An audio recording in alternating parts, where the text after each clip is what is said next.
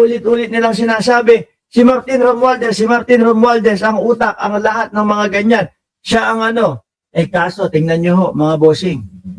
Alaga, nandyan na pala si Alaga. Wala silang mailabas man lang na ebidensya.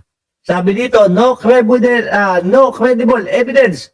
Romualdez insists on innocence as DPWH ICI push plunder raps. Hanggang ngayon ho, ganyan pa din ho yan, mga kababayan.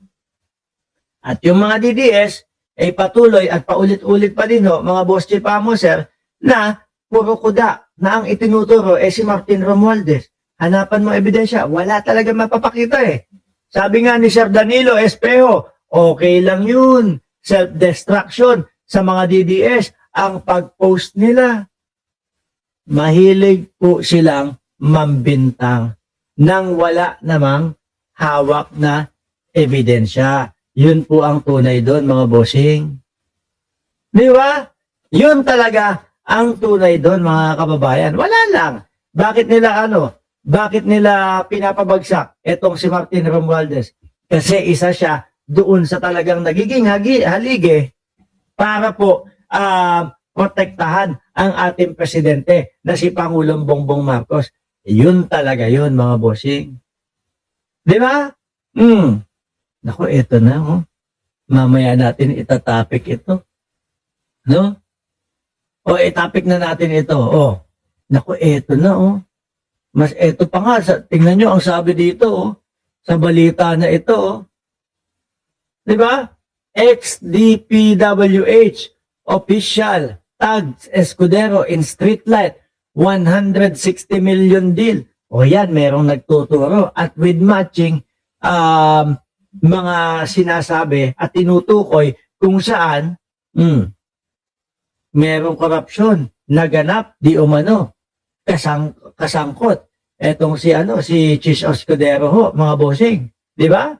Kasangkot di umano si Escudero diyan sa mga street light na 160 million deal. Basahin natin. Former Department of Public Works and Highway Undersecretary Roberto Bernardo link Senator Chis Escudero to a street light project in Sorsogon and supposed to be 160 million funds delivery in his supplemental affidavit. Ito talagang may nagtuturo at talagang may itinuturo na mga proyekto na baka substandard o baka mas malala pa ho sa substandard kasi ang substandard kahit pa paano merong may maipapakita hindi nga lang maayos ang gawa.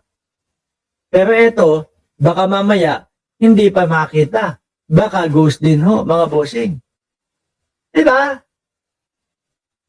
Sabi dito, he asked me to confirm if the aforesaid streetlight project was the one for Senator Chis, which I did.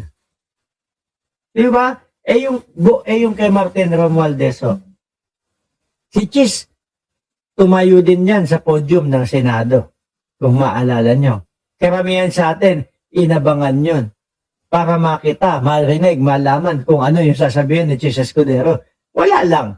Pinagtuturo niya lang si Martin Romualdez. Nagpakita po ba ng ebidensya? Hindi. Di ba?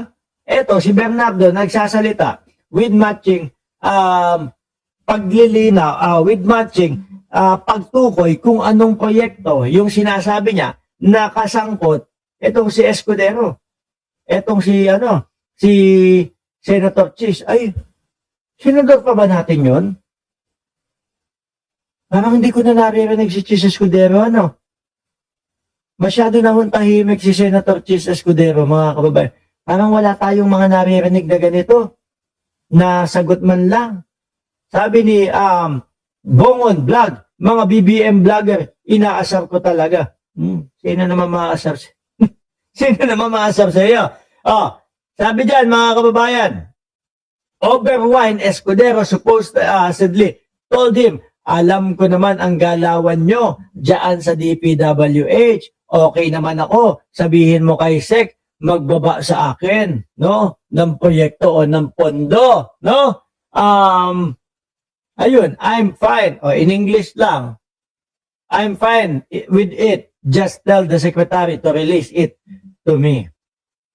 Ito talaga may tinuturo. At kaya ho, mga kababayan, yung sa impeachment, yung sa pagpapakaso dito kay Escudero, kay Jinggoy, sino pa ba? Escudero, Jinggoy, at kay Boss Joel. Hindi natin pwedeng sabihin na basta-basta lang yan. Di ba?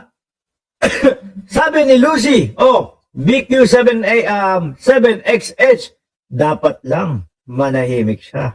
Hindi ko, excuse me, dapat sumagot siya. Dapat ipaliwanag niya lahat, mga bossing. Di ba?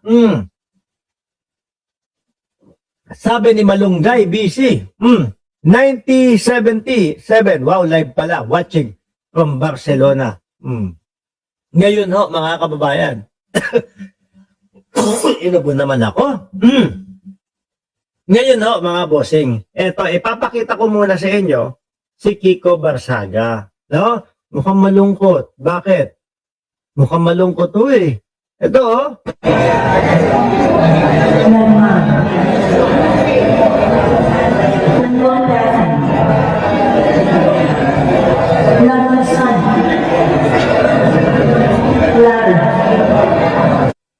Malungkot, mukhang suspendido pa din hanggang ngayon. Ano ho? Mukhang madami ang bumoto para manatili ang suspension ni Kiko Barsaga, mga bossing. Which is, eto ho, ipapakita ko yung balitang iyan sa inyo, ha? Ayan, tingnan niyo yung mukha ni Meow Meow, mga kababayan. Diba? Noong isang araw, nakita ko, kasama niya si Chavit Singson. Magkakasama sila. Sabi pa, laban lang! Laban lang! No? Eh, siyempre, sino pa po ba ang magsasama-sama? At sino po ba ang magkakapit-bisig? Siyempre po, yung mga malapit ng mga marehas. Siyempre, pagtutulong-tulungan nila. Yung kalaban nila, which is gobyerno ng Pilipinas sa pangunguna ni Pangulong Bongbong Marcos. At para sila ay magwagi at maiwasan ang pagpapakulong sa kanila, ano gagawin nila? Di wala akong iba, kundi gawan ng issue si Pangulong Bongbong Marcos. Sabi dito ng GMA News, mga bossing, look, in a 238, 10 votes and 9 votes, no? The House adopted the Ethics Committee recommendation to suspend Congressman Kiko Barsaga for